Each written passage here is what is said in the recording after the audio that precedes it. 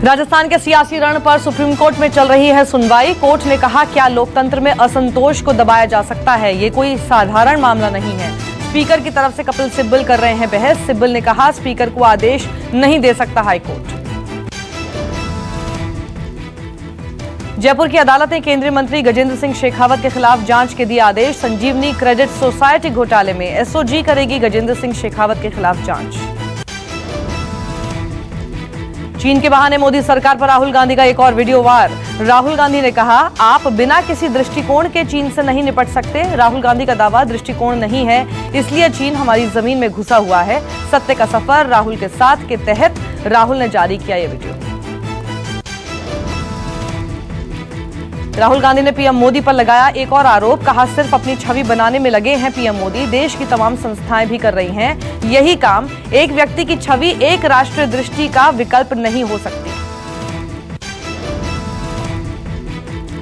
PM Modi ने Manipur water supply project की रखी आधारशिला। हर घर जल मिशन को पूरा करने में ये प्रोजेक्ट निभाएगा अहम योगदान। इस मौके पर बोले मोदी, कोरोना काल में भी नहीं रुका विकास। रोज दे रहे 1 लाख पानी के कनेक्शन।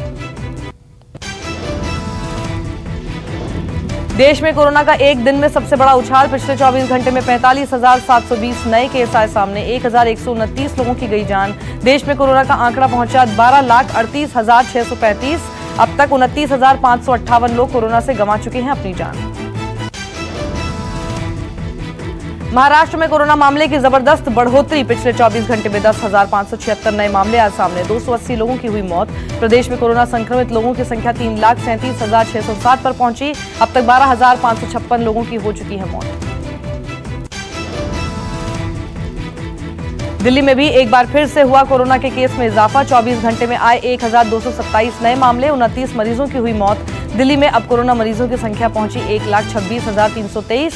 मरने वालों का आंकड़ा बढ़कर हुआ 3,719। गुजरात में बीते 24 घंटे में कोरोना के 1,020 नए मामले। 28 लोगों की गई जान। राज्य में कोरोना के मामले पहुंचे 51,485 पर। 2,201 संक्रमितों की जान जा चुकी है। अकेले अहमदाबाद में 24,963 लोग हो चुके हैं कोरोना के शिकार। कोरोना के बढ़ते मामलों की वजह से कल से एमपी के भोपाल में लॉकडाउन। अगले 10 दिन तक लागू रहेगा संपूर्ण लॉकडाउन। इमरजेंसी सेवाओं को छोड़कर सब कुछ रहेगा बंद। शहर की सीमाएं भी रहेंगी सील। इमरजेंसी सेवा के लिए ई पास की होगी जरूरत। एमपी के सहकारिता मंत्री अरविंद भदौरिया निकले कोरोना पॉजिटिव। अस्पताल में कराया गया भर्ती। लालजी टंडन के अंतिम संस्कार में शामिल होने लखनऊ भी आए थे अरविंद भदौरिया। भारत में बढ़ा कोरोना टेस्टिंग का आंकड़ा। आईसीएमआर का दावा, बुधवार को भारत में किए गए 3,50,823 टेस्ट। देश में अब तक 1,50,75,000 से ज्यादा हो चुके हैं टेस्ट। आने वाले दिनों में और बढ़ाई जाएगी टेस्टिंग। बिहार में कोरोना के मामले बढ़ने के साथ ही अस्पतालों की पोल खुलकर भी सामने आने लगी है।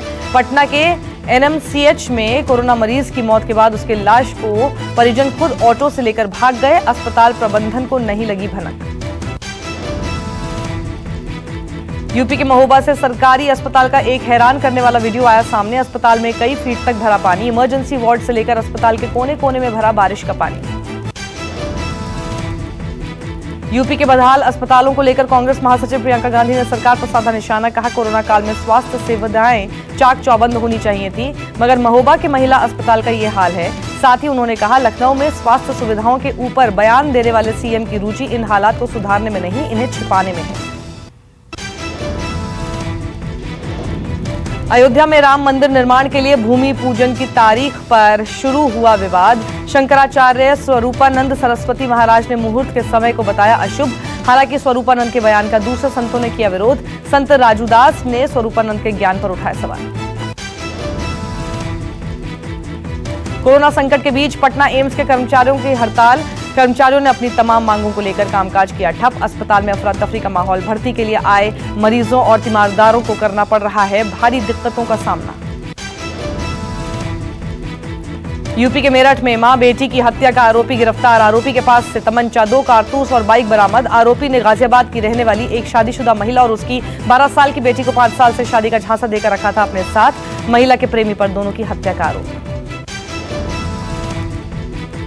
पटना में एक सब्जी बेचने वाले युवक की पिटाई का मामला आया सामने। पुलिस के 3 जवान युवक की कर रहे पिटाई। कंकड़बाग ऑटो स्टैंड की घटना सोशल मीडिया पर वायरल हुआ वीडियो।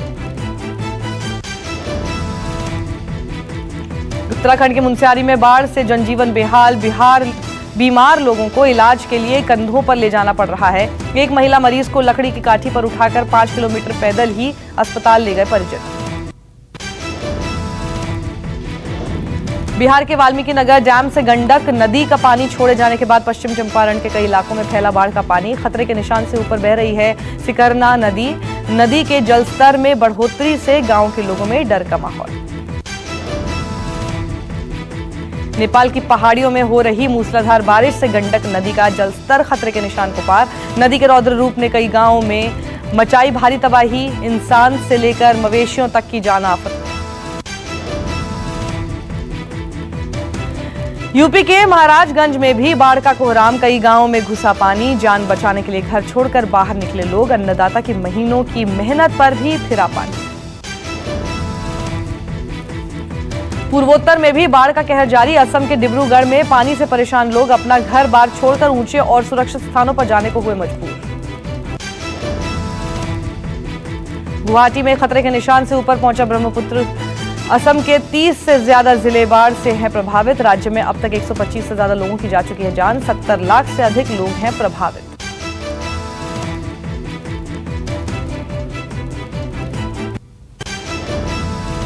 नमस्कार, मैं हूं मानक गुप्ता। अगर आपको हमारा ये वीडियो पसंद आया हो तो इसे लाइक और शेयर जरूर करें। और हां, हमें सब्सक्राइब और फॉलो करना ना भूलें ताकि आप देश और दुनिया की कोई खबर मिस ना करें। तो जुड़े रहिए हमारे साथ और देखते रहिए News 24।